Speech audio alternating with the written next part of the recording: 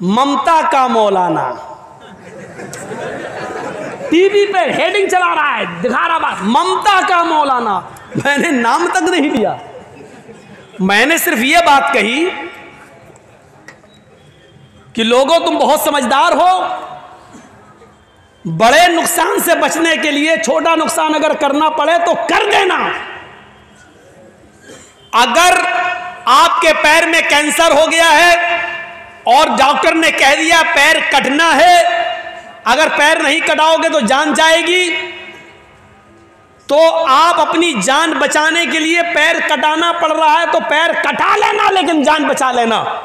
इस वक्त हम बंगाल में यही पोजीशन में है, बड़े नुकसान से बचने के लिए छोटा नुकसान करना पड़े तो कर देना, लेकिन बड़े नुकसान से अपने आप को बचा लेना। जानते हो इतनी बात कही तो क्या कह रहा मीडिया वाला क्या कहता मालूम है?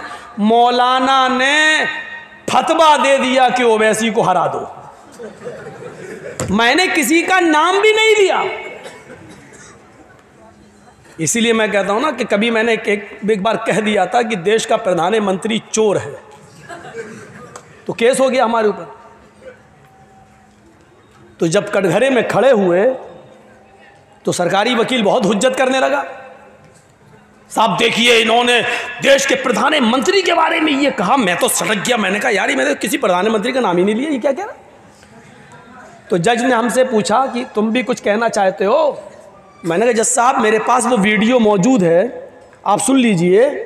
उसको सुनाया, उसने बार बार सुना। मैंने कहा मैंने ये कहा है कि देश का प्रधानमंत्री चोर है, लेकिन ये नहीं कहा कि हिंदुस्तान का चोर है, कि पाकिस्तान का चोर है, कि नागालैंड लंका का चोर है, कि सऊदीया का चोर है, कि अमेरिका का। मैंने ये नहीं कहा है, और ये अपनी तरफ से कह रहा है कि देश के भारत के प्रधानमंत्री को चोर।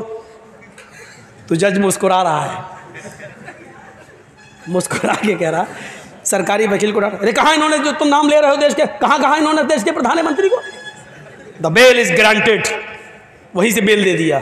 और दस्तखत करते करते हमको देख कैसे कह रहा है, क्या हम नहीं जानते हैं कि किस देश का प्रधानमंत्री चोर है? देखिए कह रहा कि हम नहीं जानते हैं कि किस देश का प्रधानमंत्री चोर है, हमको आप बेवकूफ़ समझ रहे हैं। मैंने कहा साहब हम आपको कैसे बेवकूफ़ समझ सकते हैं, ये कैसे बेवकूफ़ लोग हैं जो बताओ हमने जो चीज़ कही नहीं उसको पेश कर रहे हैं कोर्ट में। कहने लगे अभी कोर्ट में और अदालतों में इंसाफ जिंदा है मौलाना साहब, आप चिंता मत करिए। तो जो चीज़ हमने कही नहीं वो बार बार कह रहा ममता का मौलाना, ममता का मौलाना। ये तो अच्छा हुआ कि वो ममता का मौलाना कह रहा है। मीडिया वाले तो इतने बदमाश होते हैं कि ऐसा ना हो कि कह दें कि मौलाना की ममता, उल्टा ना करना, नहीं तो हम फंसे। इनकी खोपड़ी बड़ी खराब है, ये कब क्या कह दें। ये फिर मैंने उसका भी जवाब सोच लिया था, अगर कभी कहेगा कि मौलाना की ममता तो मैं कह दूंगा हमें ममता का भूखा कौन नहीं है भैया। पूरे हिंदुस्तान में हमें तो कहीं ममता मिली नहीं, जहां गए वहीं केस हुआ। हमको जहां ममता मिली, मोहब्बत मिली, हम वहां चले गए। ये मीडिया ऐसा लग रहा है जैसे चुनाव बीजेपी नहीं लड़ रही है, इंडिया टीवी वाला लड़ रहा है, हिंदुस्तान लड़ रहा है। अब सोचो कि कितनी हड्डियां डाली गई होंगी इन कुत्तों के सामने,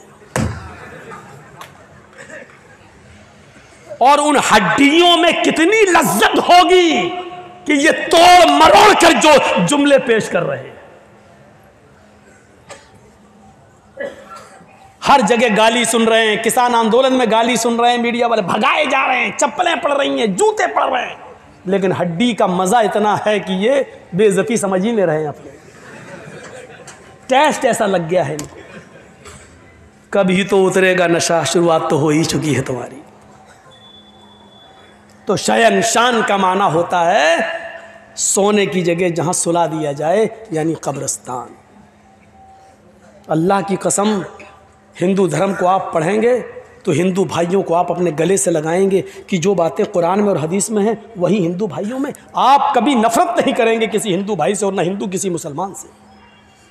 ये इन पॉलिटिकल लीडरों का मामला है, ये हम लोगों को एक नहीं होने देते।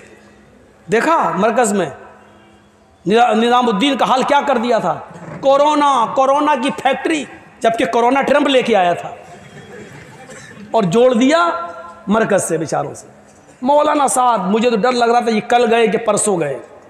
बाद में फिर क्या हुआ, फिर कोर्ट, हाई कोर्ट और सुप्रीम कोर्ट ने फिर जूते मारे इनकी खोपड़ियों पर।